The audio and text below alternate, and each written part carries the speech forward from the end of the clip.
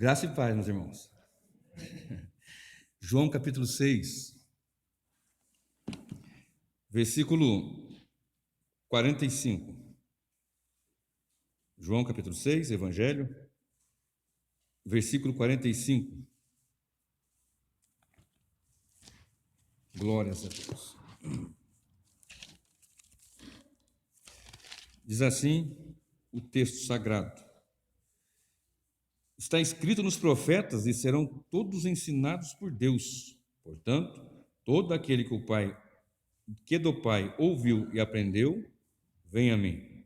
Vou repetir. Está escrito nos profetas e serão todos ensinados por Deus. Portanto, todo aquele que do Pai ouviu e aprendeu, vem a mim. O título desse nosso estudo de hoje, essa ministração de hoje, e serão ensinados por Deus. Irmãos queridos, nós temos aqui diante de um texto, capítulo 6 do Evangelho de João, todo esse, claro, não só o capítulo 6, né? Mas no capítulo 6, traz ensinamentos profundos aqui e traz também um choque muito grande na cultura judaica. Porque o próprio Senhor Jesus, ele confrontou não a religião, mas aqueles que tinham o legalismo avultado dentro da religião. Ele veio cumprir a lei e ele a cumpriu. O próprio escrito bíblico diz que a lei é boa, santa, pura, é perfeita, etc, etc, etc. Só que as pessoas foram tomando de um lado, de uma maneira, sacerdotes, escribas principalmente, entre outros tantos líderes, e levaram, e tiveram várias facções. Tinha a facção do fariseu, tinha várias. E uns pensavam de um jeito, outros os saduceus. E dentro disso, dentro dessa cultura, uns acreditavam de uma maneira, outras de outra. Isso até se assemelha ao que nós temos nos dias de hoje. Tanto que nós temos batistas, presbiterianos, pentecostais e assim por diante, e os neopentecostais. Mas o que deveria ser apenas tão somente somos cristãos. Essa deveria ser a nossa nomenclatura tão somente. O que você é? Somos cristãos. Só que o termo cristão, em muitos lugares, ele tomou um rumo também muito estranho. E eu já ouvi pessoas que não têm nada a ver com o cristianismo, com a vida com Deus, pessoas que não têm nada a ver com a vida que se subscreve de cristianismo, dizendo ser cristão. E dizem assim: eu não sou espírita, não sou católico, não sou evangélico, não sou macumbeiro, não sou não sei o quê, eu sou cristão. Só que esse nome cristão, que aparece pela primeira vez os cristãos, os discípulos chamados cristãos, Atos 11 e 26, e em Antioquia foi pela primeira vez os discípulos chamados de cristãos, porque traz ali no seu bojo um peso muito grande, porque cristão significa seguidores de Cristo, ou pequenos cristos, imitador de Cristo. Então, para eu dizer que eu sou um cristão, eu tenho que estar debaixo desta grande verdade, que eu sou um seguidor de Cristo, um exemplar de Cristo. É este o significado de cristianismo e de cristão.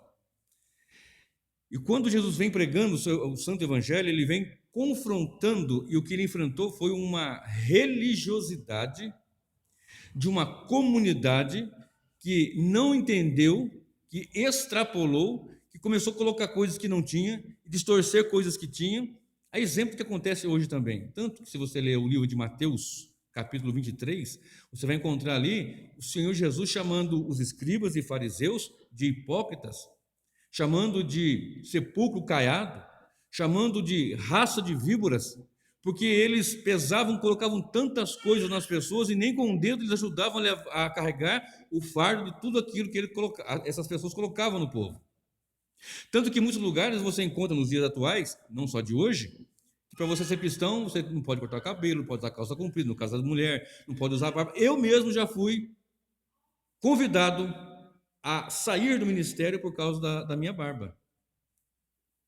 Pasmem, isso aconteceu comigo. Você não pode mais congregar aqui porque você deixou a barba crescer. Outros não podem sair do seu trabalho muitas vezes e ir para o culto Pegar uma parte do culto, pelo menos, porque sua roupa não está adequada. Não digo roupa escandalosa, evidentemente. Mas é porque está de calça e o trabalho exige ser de calça, não dá tempo de ir em casa trocar por uma saia. São coisas que vai colocando, vão colocando, vão colocando, vão colocando. Mas quando nós temos o Evangelho choca a mentalidade desse povo, porque o Evangelho, ele é puro, ele é simples, ele é poderoso. E as pessoas não entendem que essa simplicidade do Evangelho, não conseguem entender muitas vezes, e começam a colocar coisas, distorcer outras, inventar outras, e aí acontece o que nós vemos por aí. Tantas e tantas invencionistas no meio do povo, que se diz cristão, que tem até um nome de cristão, tem até uma placa igreja do Senhor Jesus, não sei o quê, mas o que se prega ali não tem nada a ver com a verdade do Evangelho, com o cristianismo. Muitos lugares, uns só falam de vitória do ego, outros só falam de dinheiro, outros só falam de coisas que vão apenas tão somente exaltar alguém, o homem, menos a Deus. E quando Cristo vem pregando, ele diz assim: eu sou o pão vivo que desceu do céu. Olha comigo o versículo 33, de João mesmo. Porque o pão de Deus é aquele que desce do céu e dá a vida ao mundo. Versículo 35, ele disse: eu sou o pão da vida. Então, quando ele começa a dizer isso, versículo 48 fala a mesma coisa: eu sou o pão da vida. Versículo 51, eu sou o pão vivo que desceu do céu. Se alguém comer este pão, viverá para sempre, e o pão que eu der é a minha carne, que eu darei pela vida do mundo. Cuidado com essa palavra mundo também, que mundo tem vários significados nas Escrituras. Então isso aí chocou aquele povo, chocou os fariseus, chocou os saduceus, chocou a liderança. Espera aí, como que ele é o pão que desceu do céu? Ele é o filho de José, de Maria. Nós conhecemos seus irmãos, conhecemos suas irmãs, nós sabemos de onde ele veio. Nós vimos ele aqui pela rua, garoto correndo para lá e para cá, brincando. Nós vimos, nós sabemos da sua origem. Ele não veio do céu, ele veio aqui. Ele morava lá, filho da Dona Maria. Então as pessoas ficavam chocadas. Ele não pode ser uma pessoa boa, ele é uma pessoa endemoniada. Em alguns lugares chamaram ele. Tentaram lançar de precipício, tentaram apedrejar Jesus. Vocês sabiam disso? Por várias ocasiões, ele teve que sair pelo meio deles, tentaram matá-lo. Em outras ocasiões, queriam levantá-lo, exaltá-lo como um rei. Não um rei como ele é rei de todo o universo, mas um rei humano, tão somente para derrubar o Império Romano. Em outras ocasiões, ele foi perseguido dessa maneira. Então, ele confronta com essa palavra: eu sou o pão que desceu do céu, e quem comer a minha carne e quem beber meu sangue não vai ter fome, não vai ter sede, porque eu sou o pão que dá a vida. Os nossos pais comeram o pão lá no deserto, o maná, e tiveram fome, e morreram. Mas quem come da minha carne, bebe do meu sangue, nunca mais terá fome, nunca mais terá sede. E quando você observa nessa leitura, se você seguir na leitura do Evangelho de João, que eu falei agora há pouco, que o capítulo 6 é muito profundo, você vai chegar no momento que as pessoas começaram a dizer: duro é para nós esse discurso, comer carne, beber sangue. Que negócio absurdo é este? Lá em Levítico está escrito que não se pode comer sangue, para a lei. Então começaram a ouvir esse grande choque, esse grande confronto. Muitos dos seus discípulos não entenderam, e começaram a abandonar, e começaram a sair, e começaram a tomar um outro caminho, um outro rumo. Então eles disseram: duro para nós esse discurso está muito pesado. Pão que desce do céu, ele é o filho de Maria, ele é filho, morava aqui na frente ali, e tal e tal. E de repente ele olha para os seus discípulos e vê que, para os 12, e diz para eles: vocês também querem seguir o caminho com eles? E Pedro olha: para onde? Para quem iremos nós? Se só tu tem palavra de vida eterna. Mas quando nós chegamos no versículo 45, que eu li de início, que diz assim: está escrito nos profetas, serão todos ensinados por Deus. Portanto, aquele que do Pai ouviu e aprendeu, vem a mim. Agora volte os olhos para o versículo 41, que eu vou estender um pouquinho a leitura. Murmuravam, pois, dele os judeus, porque dissera: eu sou o pão que desceu do céu. Eles murmuravam, a princípio, por essa razão. E diziam: não é esse Jesus, o filho de José, cujo pai e mãe nós conhecemos? Como, pois, diz ele: desci do céu? Respondeu, pois, Jesus e disse-lhes: não murmureis entre vós. Ninguém pode vir a mim se o Pai que me enviou não o trouxer, e eu o ressuscitarei no último dia. Está escrito nos profetas: serão todos ensinados por Deus. Portanto, todo aquele que o Pai ouviu, que do Pai ouviu e aprendeu, esse vem a mim. Então, observe, a grande dificuldade, o grande problema que eles tinham não era tão somente, eu vou chamar aqui, nesse meu sermão, eu vou chamar de secundário. A sua murmuração ele está dizendo que é o pão que desceu do céu. Esse é um problema que realmente eles eram cometidos, mas o principal do problema que eles tinham é porque eles não foram ensinados por Deus. O que tem de profundidade nesse versículo aqui, olha, todo aquele que o Pai me dá, vem a mim. Ou seja, perdão, 45. Todo aquele que do Pai ouviu e aprendeu, vem a mim. Você olha para Mateus 11, 28, dizendo assim: vinde a mim, vós todos que estáis cansados e oprimidos, e eu vos aliviarei. Tomai sobre vós o meu jugo, etc, etc, etc. No entanto, muitos ouvem do Evangelho. Muitos ouvem, inclusive estudam, inclusive aprendem muita coisa da história, do hebraico, do aramaico, do grego principalmente, e aprendem, sabem conduzir algumas coisas, sabem até falar, sabem até palestrar, mas aprender de Deus é algo diferente. Aprender de Deus é algo espiritual e só o poder de Deus pelo Evangelho pode fazer isso. Só o Espírito de Deus pelas Escrituras pode fazer isso. Muitas pessoas, milhões e milhões de pessoas estão ouvindo do Evangelho, mas não estão ouvindo o Evangelho. Pregar a palavra não é apenas falar e citar capítulo por capítulo, versículo por endereço, assim por diante. Pregar o Evangelho é proclamar, mas proclamar com veracidade, verdades profundas que vão realmente chocar muitas pessoas, que vão confrontar nossas vidas, que vão realmente sacudir nosso ser, que vão nos fazer entender que grande é o Senhor e que nós somos pecadores, merecedores do inferno, mas que por graça, bondade e misericórdia, socorro do alto, Ele salva pecadores. Então vamos glorificar a Ele, exaltar a Ele, por causa da obra que Ele fez na cruz, e os méritos são todos de Cristo, em Cristo e por Cristo. Aí então começamos a entender, mas só conseguimos entender se aprendemos de Deus. Observe. 4 verdades nesse versículo 44 e 45, que é a razão principal, o de fato, porque eles murmuravam. Primeira razão, não terem sido trazidos por Deus. Olha bem, ninguém pode vir a mim se meu Pai que me enviou não o trouxer. Nenhum de nós vem para Jesus Cristo se o Pai não o trouxer. Ninguém aqui, por mais sábio, inteligente, mais pomposo que seja, ou mais humilde, ou mais simples, ninguém vem a Cristo se não for trazido pelo Pai. Porque Efésios nos diz que estávamos mortos em ofensas e pecados. Ninguém aqui pode se gloriar. Eu aceitei Jesus porque eu sou bom, eu vim para Cristo porque eu sou isso ou aquilo. Deus nos trouxe e fomos ensinados por Ele. Se nós estamos em Cristo é porque fomos aprendendo ou aprendemos com o Senhor. Se estamos na presença do Senhor, exaltando a Ele, glorificando a Ele, com a certeza plena da salvação, temos toda a convicção pelas Escrituras, porque aprendemos de Deus. E se não aprender de Deus, fica, infelizmente, desculpe a minha expressão, fica aquela água xoxa. Ora vai, ora não vai, ora está, ora não está. Não estou dizendo de altos e baixos na vida espiritual, que isso é comum, natural a todo ser humano, a todo irmão, a todo cristão. Estou dizendo não aprendeu e não vem. Você observa numa casa, o próprio texto nos informa que numa casa há vários vasos, e tem vaso que é para honra e vaso que é para desonra mesmo. Isso choca dizer isso. Pesa falar isso, mas é uma grande verdade. Mas é de um lar, de uma família. Muitos ouviram de Deus, ouviram do Evangelho, mas não aprenderam de Deus, porque se aprendeu de Deus, Deus traz para o filho. Então, primeiro, não terem sido trazidos por Deus, não terem sido ensinados por Deus, não terem ouvido de Deus e não terem aprendido de Deus, então não vieram. Olha o 44 e 45 de novo. Ninguém pode vir a mim se o Pai que me enviou não o trouxer, e eu o ressuscitarei no último dia. Está escrito nos profetas, e serão todos ensinados por Deus. Portanto, todo aquele que do Pai ouviu e aprendeu, vem a mim. Isso aqui é uma matemática divina. Olha só o versículo 65, de João mesmo.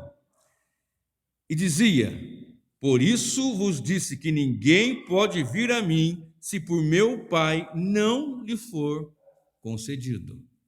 Estão entendendo? Então, para nós entendermos um pouquinho, no Evangelho, ou nos Evangelhos, também chamado de biográficos, ocorre uma transição. Preste bem atenção nisso. Imagine séculos seguindo uma tradição e deturparam, era para seguir a lei, e eles deturparam e criaram tradições. E seguindo ali meio misturado, claro que sempre teve os 7.000 joelhos que não se dobraram, etc., mas seguindo ali uma forma mista, vamos falar aqui, como se fosse no Evangelho, um Evangelho místico e misto, eles iam seguindo ali como eu falei, várias facções, várias maneiras de entender, e há uma só maneira de entender, aquela que é a real da palavra, que temos que buscar e entender com a graça de Deus. E quando você chega nos evangelhos, Jesus vem pregando, João Batista vem pregando, arrependei-vos, Jesus continua pregando, vem pregando esse mesmo sermão, a mesma mensagem, arrependei-vos. Quando nós entramos na profundidade dessa verdade, vemos uma transição do Antigo Testamento para o Novo Testamento, vamos chamar assim, para ficar mais claro na mente dos irmãos.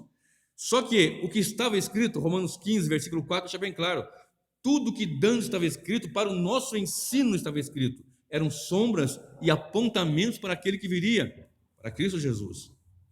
Então, quando você olha para, por exemplo, para a Arca da Aliança ou para a Arca de Noé, algumas coisas você vai observar os apontamentos, a aplicação em Cristo Jesus, eram sombras. O cordeiro que era imolado é a sombra, tipologia do cordeiro de Deus que tira o pecado do mundo, Jesus Cristo, e assim por diante. Aquele sangue lá nas vegas das portas, lá no Êxodo, quando foram sair, na Páscoa, Pêssar, passar por cima, por sobre, é esse o significado real, é o Cordeiro de Deus que está em nós, o seu sangue, e nós podemos passar por sobre este mundo, sobre tudo isso daqui, porque é Ele, pelos seus méritos, nós conseguimos, não de nós mesmos. Mas isso só é ensinado por Deus em nós. Eu posso pregar aqui o melhor sermão, usar as melhores palavras, com a melhor dicção, a minha não é das melhores, mas ter uma dicção das melhores, com o melhor português, com a melhor língua, usando aqui de semântica das palavras, etc., nada vai acontecer se não for ensinado por Deus. Absolutamente nada vai acontecer se Deus não ministrar no seu coração, não ministrar no nosso coração. Talvez você lute e relute, não, eu que não quero Deus. Se Deus não ministrar no seu coração, entenda que Ele é soberano para te rejeitar como para te aceitar. Ponto final. É Deus o soberano. É Deus o que manda. Não é o homem que decide. É Deus que decide. Mas então quer dizer que o homem não tem culpa? A despeito disto, embora Deus seja soberano, existe a responsabilidade humana. Que elas seguem juntas e um dia na eternidade, se Deus quiser mostrar isso, vai mostrar. Mas há a responsabilidade de cada um. Então, como que eu tenho que viver? Eu tenho que viver aprendendo de Deus. Lembra do texto que eu citei agora há pouco? Aprendei de mim, que sou manso e humilde. Se nós chegamos em Cristo, foi porque Deus, o Senhor, Ele elegeu e predestinou. Se você pegar Efésios, capítulo 1, do versículo 4 ao 14, você vai ver Deus elegendo e predestinando. Já falei isso aqui, vou repetir. O Filho executando esse plano na cruz, e o Espírito Santo aplicando esta obra no coração do pecador. Olha só o que está escrito em Tito, capítulo 3, verso 4, verso 5 e verso 6. Tito, capítulo 3, versículo 4, 5 e 6. Mas quando apareceu a benignidade e amor de Deus, nosso Salvador para com os homens, o Pai aqui na salvação. Esse texto mostra claro, não só este, mas aqui mostra claro a Trindade na salvação. Não pelas obras de justiça que houvéssemos feito, mas segundo a sua misericórdia, nos salvou pela lavagem da regeneração e da renovação do Espírito Santo. Deus, Espírito Santo, agindo aqui na salvação. Que abundantemente Ele derramou sobre nós por Jesus Cristo, nosso Salvador. O Pai, o Filho, o Espírito Santo agindo na salvação. Então nós aqui aprendemos que se nós chegamos em Deus, é porque houve um trabalhar de Deus.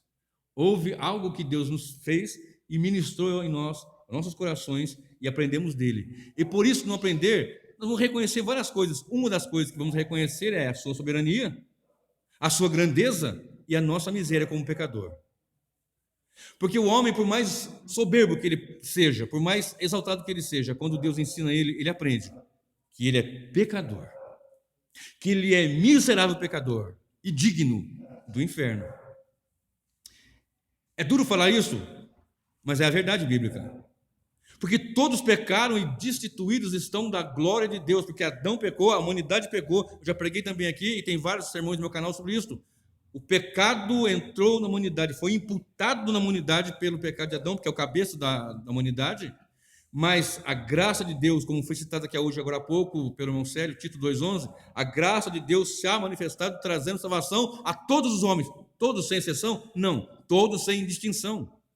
Porque se for todos sem exceção, é universalismo, e não é isso que ocorre, é todos sem distinção, ricos, pobres, homens famosos, homens governantes, presidentes, etc., brancos, negros, pardos, loiros, morenos, enfim, todo tipo, não sem exceção. Então, observe, quando nós lemos a palavra de Deus no livro de Atos, no capítulo 2, nós vemos ali Pedro pregando, no versículo 41, logo depois do derramar do Espírito Santo, naquele dia de Pentecostes, e as pessoas ficam ali inquietas, incomodadas com a pregação, e eles querem saber o que tem que ser feito, o que faremos, como vamos fazer, porque se a mensagem do Evangelho não confrontar, alguma coisa está errada, meu irmão, porque ela conforta e ela confronta. Você vai chegar em muitas congregações, infelizmente, você vai ouvir que você é o bom, que você é o tal, que você é isso, é semelhante a Deus, que Deus não sei o quê, que Ele te deve isso, que te deve aquilo. Deus não te deve nada, nem a mim, nem a ninguém, Ele é Senhor absoluto e acabou. Mas em muitos lugares é isso que ensina. Quando Pedro pregou, eles ficaram impactados. Agora, o que temos que fazer? Arrependei-vos. Foi essa a mensagem. Sejam batizados, etc, etc e tal. E quando chega no versículo 41, diz assim: de sorte que foram batizados os que de bom grado receberam a sua palavra, e naquele dia agregaram-se quase 3.000 almas. Essa curiosidade eu coloquei hoje no meu sermão, logo de manhã que eu estava orando, apresentando esse sermão que já estava pronto, e aí me ocorreu essa lembrança da numerologia bíblica. Só uma curiosidade aqui. Existe na numerologia bíblica vários números. O número 1, de um só Deus. O número 3, fala da Trindade. O número 7 fala da perfeição divina. O número 10 fala da completude. Presta bem atenção, completude. Se Deus permitir, eu gravarei um sermão, um estudo só sobre a numerologia. Interessante isso. Mas sem o misticismo lá de fora, só biblicamente os apontamentos que faz. Então, você tem que observar 3 coisas: quantidade, simbolismo e a mensagem. A quantidade é sem qualquer caráter místico. Lembra? 5 pedras? Quer dizer que tal coisa. Não, 5 pedras. Davi usou para derrubar o gigante. Aliás, pegou 5 e usou uma. O simbolismo expressa uma ideia. Lembra do que eu falei agora? Um só Deus. Ponto.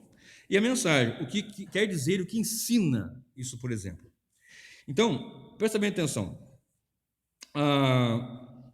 Quando esse texto diz que 3.000 almas se renderam, ou quase 3.000 almas se renderam, eu estava orando de manhã e me lembrei disso, enquanto apresentava esse sermão para a noite de hoje, que 1.000 é 10 ao cubo.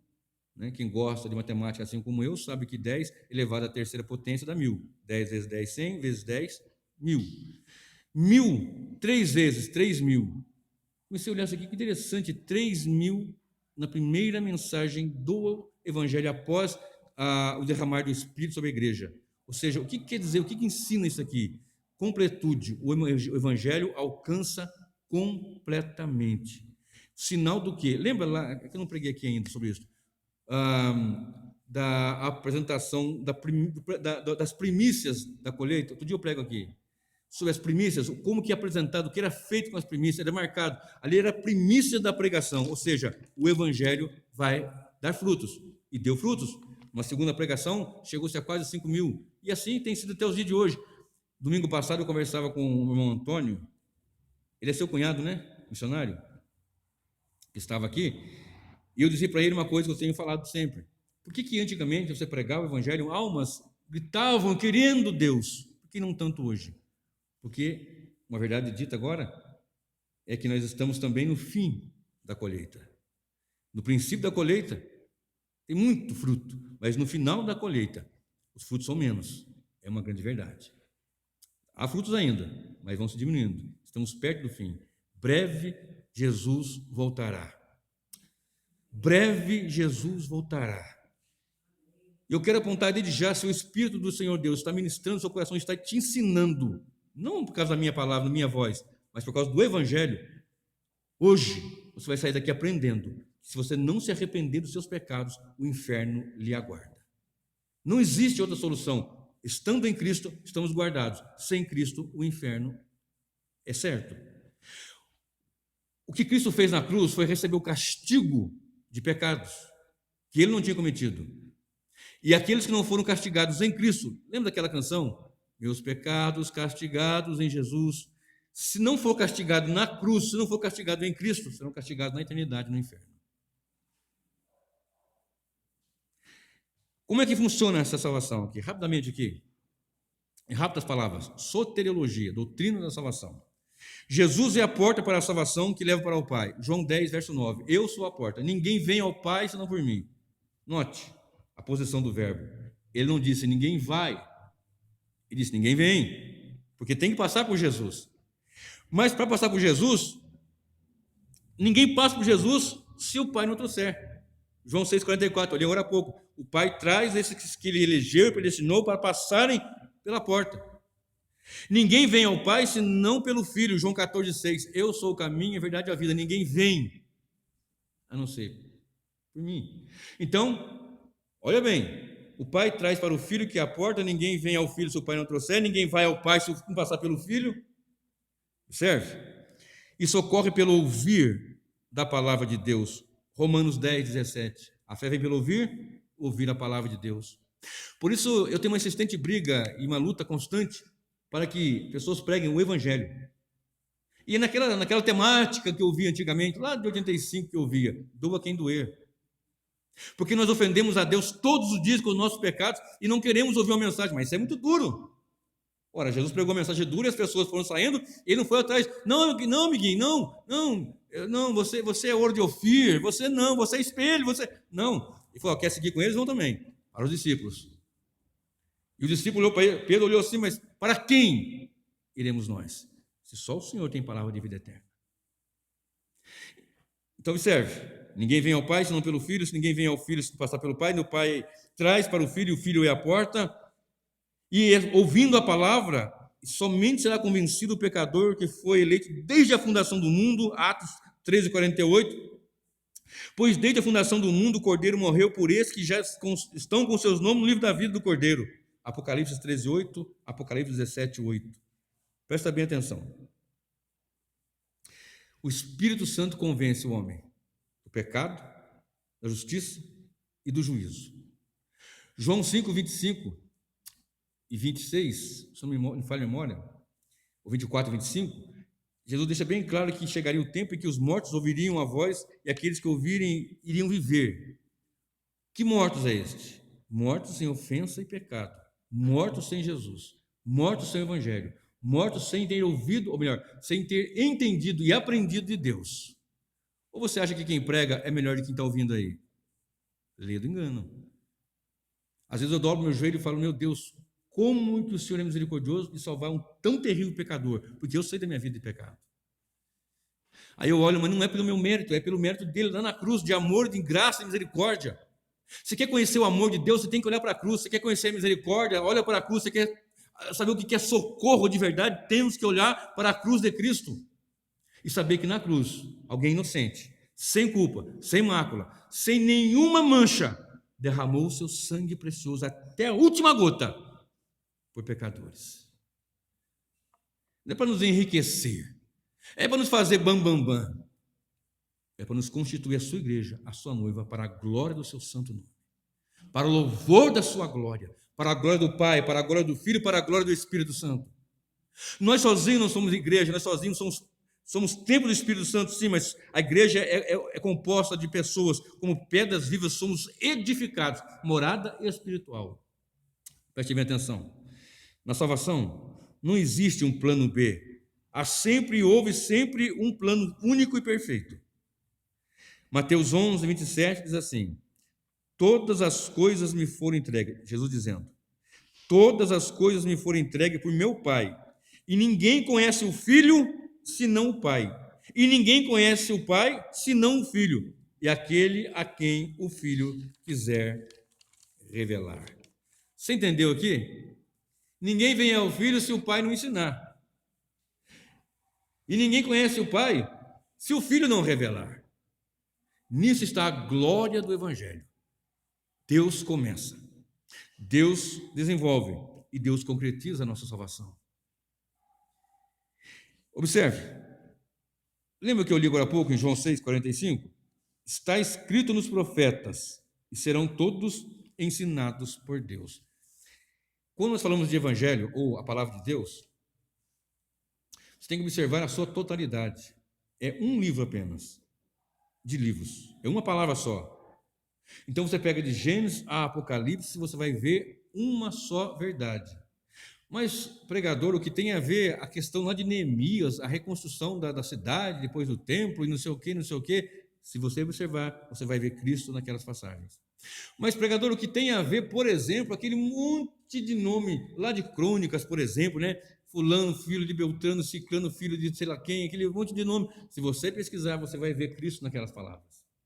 Mas o que tem a ver logo no começo ali de Mateus, se você orar a Deus e ler com atenção, vai ter uma nova revelação. A palavra de Deus não se renova todo dia. O que diz o texto é que as misericórdias de Deus se renovam a cada manhã. Quer dizer o quê? Ele é misericordioso. O que se renova é isso. A palavra de Deus está aqui, pronta. O que tem que ter é uma compreensão, é o ensinamento do que é o Evangelho. O Evangelho é muito simples. Jesus morreu por pecadores. Se esses não forem salvos por ele, ninguém pode salvar, é inferno certo. E quem garante que hoje não é o nosso último dia aqui? E quem garante que hoje não é o último dia da minha pregação, a última pregação da minha vida, seja hoje? Mas que força ela hoje? Se for hoje, a minha última pregação, a mensagem que eu quero pregar é: nós somos pecadores, mas Jesus é o Salvador que morreu na cruz por pecadores. Ponto final. Simplicidade do Evangelho. Mas então quer dizer que eu não vou ser... Não, não vai. Humilhai-vos, pois, debaixo da potente mão do Senhor. Ao seu tempo ele vos exaltará. Vai exaltar a igreja, que ele comprou com o seu precioso sangue. E entre os que são a sua igreja, vieram de todo lado. Um veio da macumba, outro veio do tráfico, outro veio não sei de onde, outro veio de um mundo mais tranquilo, mais calmo, mas era pecador, merecedor do inferno do mesmo jeito. Todos pecaram, estão destruídos e estão da glória de Deus. Como está escrito nos profetas, e serão todos ensinados por Deus. Olha só Isaías 54:13.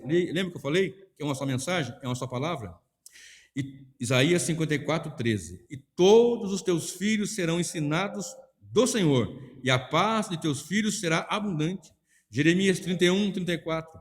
E não ensinará mais cada um ao seu próximo, porque serão ensinados pelo Senhor, nem cada um a seu irmão, dizendo: conhecei ao Senhor, porque todos me conhecerão, desde o menor até o maior deles, diz o Senhor, porque lhes perdoarei a sua maldade e nunca mais lembrarei dos seus pecados. Miqueias 4:2. E irão muitas nações e dirão: vinde e subamos ao monte do Senhor e à casa do Deus de Jacó, para que nos ensine os seus caminhos e andemos pelas suas veredas, porque de Sião sairá a lei e de Jerusalém a palavra do Senhor. 4 verbos aqui, uns 4 ou 5 verbos eu quero citar aqui e já estou caminhando para o final. O primeiro verbo é o verbo trazer, lá do texto de João 6:44 e 45. Deus o Pai traz para Cristo. João 6:37. Todo que o Pai me dá virá a mim, e o que vem a mim, de maneira nenhuma lançarei fora. Queridos, olha para cá só um instantinho. Já pensou nisso? Todo que o Pai me der, quem ganhou almas foi Jesus. Todo que o Pai me dá, ou deu, né, virá a mim. E aquele que vem a mim, de maneira nenhuma eu lançarei fora. Note, virá a mim todo aquele que o Pai me dá. Você já parou para pensar nisso? Eu fui doado do Pai para o Filho. Sou um presente do Pai para o Filho. Mesmo pecador, mesmo perdido, mesmo terrível. Que valor que tem? O valor está no sangue do Cordeiro que purifica pecados e salva em amor e graça que nós não conseguimos compreender na sua plenitude. Graça, favor não merecido. Isso aí é uma resposta, e está correta. Mas a profundidade dessa palavra graça, talvez na eternidade nós venhamos a entender. Porque eu tenho certeza que eu mereço o inferno, eu tenho certeza. Mas como eu criei e creio, e a palavra é: quem crê em mim não morrerá eternamente. E eu creio piamente que Jesus morreu por mim, pecador, e por isso eu quero viver para a sua honra e para a sua glória. Não é que você não é mais pecador, você ainda é pecador. Eu sou ainda pecador, mas um pecador convertido. que nasceu de novo. E o que quer dizer nascer de novo? Nasceu nova criatura, nova criação. As coisas velhas passaram, eis que tudo se fez novo. Não tem prazer nem deleite mais no pecado. Porque quando você nasce de novo, você não tem deleite no pecado, você não quer pecar, embora peque, embora erre. E quando peca e erra, meu Deus, tem misericórdia, porque o Senhor morreu, eu não vou perder a salvação, é evidente, eu sou salvo, não vai perder a salvação. Porém, eu não quero desagradar o meu Deus, eu não quero entristecer o Espírito Santo, eu quero viver para a glória de Deus. Então aí eu começo a entender o que é uma ovelha. A ovelha ouve a voz do Senhor Jesus e quer segui-lo, quer servi-lo, e não quer entristecer o Espírito Santo, o Senhor Deus. Isso aí é ensinamento que o Espírito ministra nos nossos corações, pelas Escrituras, pela palavra. Então ninguém é trazido. Olha bem, versículo 37. Todo aquele que o Pai me dá, virá a mim. Agora eu quero te dar uma palavra de conforto agora. Você foi trazido porque Deus o Pai te deu para Jesus Cristo. E se Ele não deu, você nunca virá. Vai bater no peito, vai arrogante, dizer, eu não quero. Não é que você não quer. Cara pálida. É porque se você não foi trazido por Deus, você vai rejeitar sempre. E é responsável por essa rejeição. Duro coração, dura serviço. Mas se hoje o Espírito de Deus está te ensinando, hoje se quebrante diante dele em rogo, em súplica, e diga, socorre-me, Senhor, porque eu preciso desta salvação em Cristo Jesus. Eu repito, pode ser hoje o último dia da sua vida.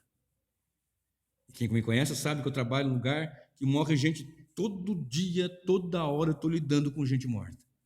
E às vezes, mas você está lá como missionário. Eu estou lá como técnico de enfermagem e eu prego mesmo, mas nem sempre eu tenho tempo de pregar. Mas muitas vezes, 99% eu não tenho como falar nada de Jesus. Não tenho. Quando eu tenho, eu consigo. Mas não é falar, só de Jesus, não, eu tenho que pregar o evangelho, eu tenho que expor o evangelho. Continuando, verbo trazer. Outro verbo. Se você observar, antes de eu passar para outro verbo, a palavra do Senhor nos informa, lá em João 12, 32, assim, quando eu for levantado da terra, todos atrairei a mim. João 12, 32. João 3, 14, como Moisés levantou a serpente no deserto, importa que o Filho do Homem também seja levantado. Falando da cruz. João 8, 28, então Jesus disse, quando levantardes o Filho do Homem, então conhecereis quem eu sou, e que nada faço por mim mesmo, mas essas coisas falo como meu Pai me ensinou. Vão conhecer, porque o Pai ensinou, e agora vocês estão sendo ensinados, que foi necessário ser levantado, na cruz, entre o céu e a terra, porque não há outro nome que possa ser salvo, nenhum homem debaixo do céu, nenhum outro nome é a salvação, a não ser em Jesus Cristo.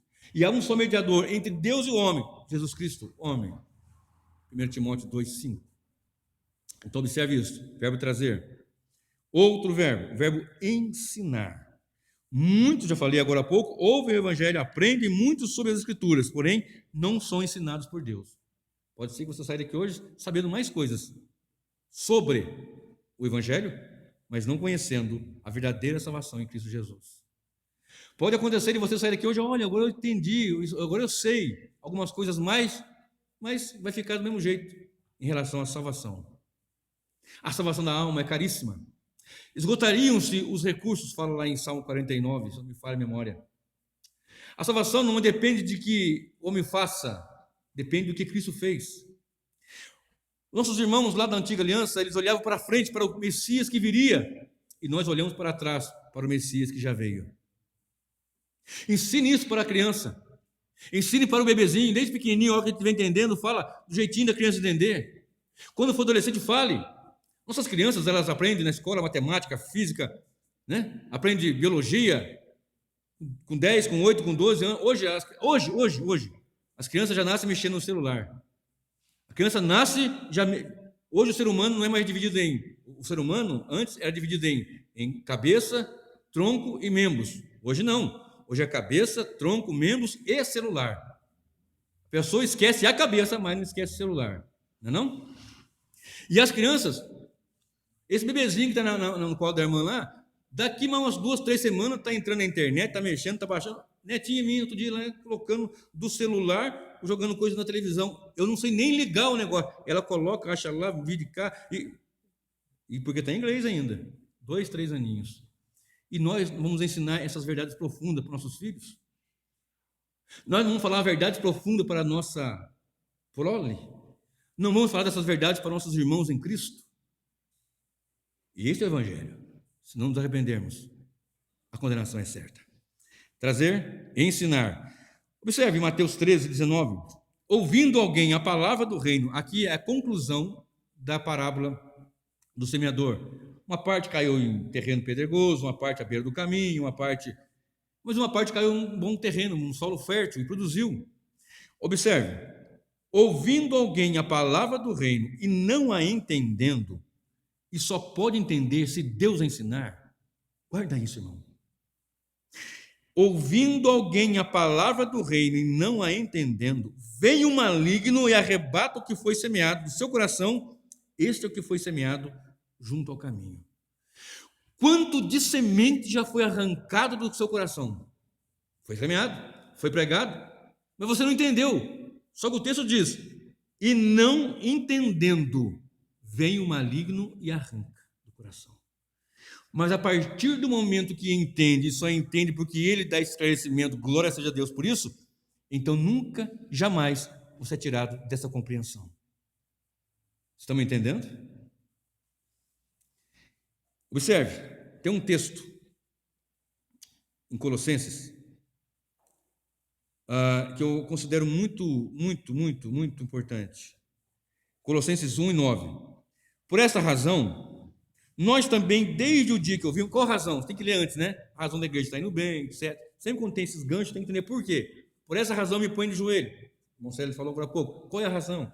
Por essa razão, nós também, desde o dia em que ouvimos, não cessamos de orar por vocês e de pedir que sejam cheios do conhecimento da sua vontade, em toda sabedoria e inteligência espiritual. A igreja de Colosso era a cidade, né, o povo ali, a comunidade, era investida de ensinamentos heréticos, heresias, enganos e mentiras. Muitos sábios, muitos inteligentes, muitos filósofos, mas a inteligência que nós temos que ter é essa inteligência espiritual e sabedoria espiritual. Outro dia eu falo sobre a diferença entre sabedoria e inteligência, hoje não dá tempo. Mas é essa sabedoria que vem do alto, descendo do Pai das luzes, em que não há mudança e nem variação, que nós temos que ter para compreender o que é o Evangelho. Observe, em 2 Coríntios 2, versículo 9 até o versículo 12, esse eu vou ler. 1 Coríntios 2. 1 Coríntios 2, vou ler aqui na Bíblia, né? 1 Coríntios 2, de 9 a 12. Diz assim a palavra do Senhor. 2, de 9 a 12. Mas como está escrito, as coisas que o olho não viu, e o ouvido não ouviu, e não subiram ao coração do homem, são as que Deus preparou para os que o amam.